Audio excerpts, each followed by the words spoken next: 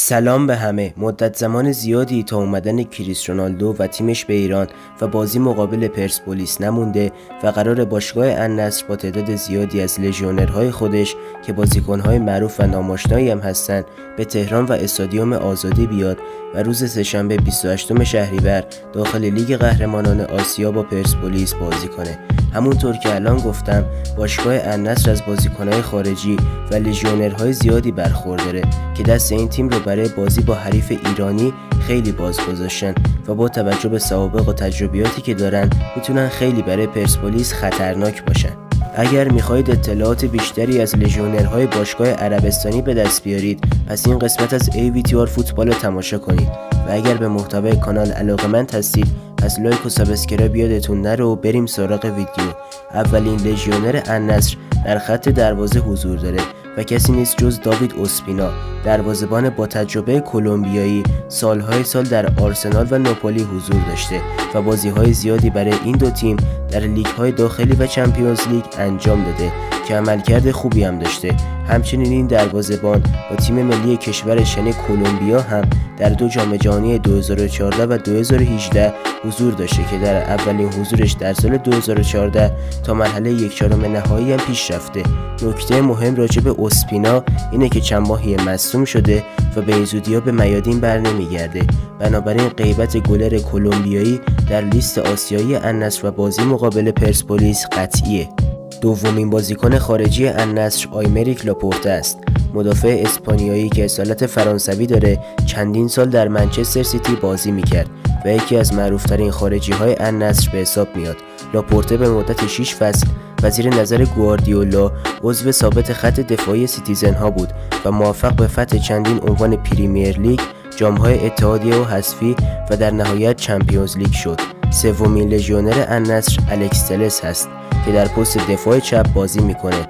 2 فصل پیش تلس با کریس رونالدو در من یونایتد همتیمی بود و این دو در لیگ انگلیس و چمپیونز لیگ با همدیگه بازی‌های زیادی رو تجربه کردن. تلس در کنار یونایتد سابقه بازی در اینتر میلان و سویا هم داره و چند ماه پیش با سویا فاتح لیگ اروپا شد. اگر یک خط جلوتر بیاییم و به هافک‌های النصر نگاهی بندازیم به 4مین لژیونر عربستانی ها یعنی سکو فوفانا میرسیم. هافک دفاعی تنومند ساحل عاجی که چند سال به عنوان کاپیتان باشگاه لنس در لوشامپیونه حضور داشت و پارسال موفق شد تیمش رو به چمپیونز لیگ برسونه. البته به نظر میرسه فوفانا هم دچار مسئولیت عضلانی شده و بازی با پرسپولیس رو از دست میده. کمی جلوتر رو در پست هافک میانی النصر مارسلو بروزوویچ رو در اختیار داره. هافک کراوات سابق اینتر که سالها رو در اینتر میلان و سری آ حضور داشت و در پست خودش به عنوان یکی از استانداردترین و بهترین بازیکن‌های جهان شناخته میشه و یکی از مهره‌های خطرناک النصر در مقابل پرسپولیس خواهد بود. در پست وینگر النصر اوتاویوی پرتغالی رو داره، یکی دیگه از بازیکن‌های خارجی تیم عربستانی که چند سالی در پورتو همتیمی مهدی طارمی بود و تازه به النصر اومده و اگه در بازی با پرسپولیس حضور داشته باشه میتونه دفاعی حریفش رو خیلی اذیت کنه. یکی دیگه از وینگرهای تیم زردپوش اندرسون تالیسکای برزیلیه که سابقه حضور در بشیکتاش و بنفیکا رو داشته و در بازی پلی آف النصر مقابل الاهلی به کامبک تیمش کمک زیادی کرد. به نظر میرسه از بین تالیسکا و اوتوبیو یک نفر برای بازی مقابل پرسپولیس در ترکیب قرار میگیره. در پست مهاجم نوک النصر 2 مهاجم بسیار خطرناک داره که اگه اتفاق خاصی نیفته هر دو در ترکیب اصلی بازی فردا حضور خواهند داشت.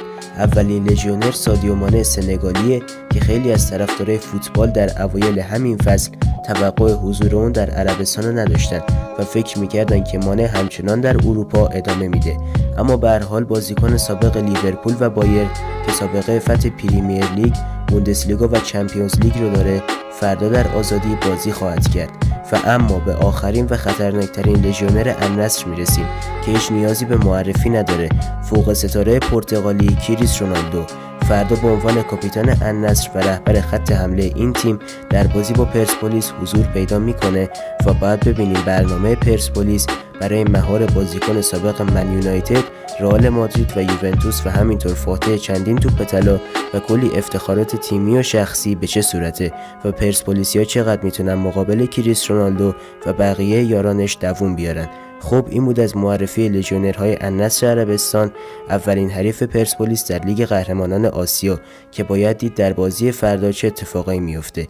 مرسی که تا به این لحظه ویدیو رو تماشا کردید. اگر به محتوای کانال و این ویدیو علاقه‌مند هستید پس لایک و سابسکرایب رو فراموش نکنید و تا قسمت‌های بعد و ویدیوهای بعد بدرود.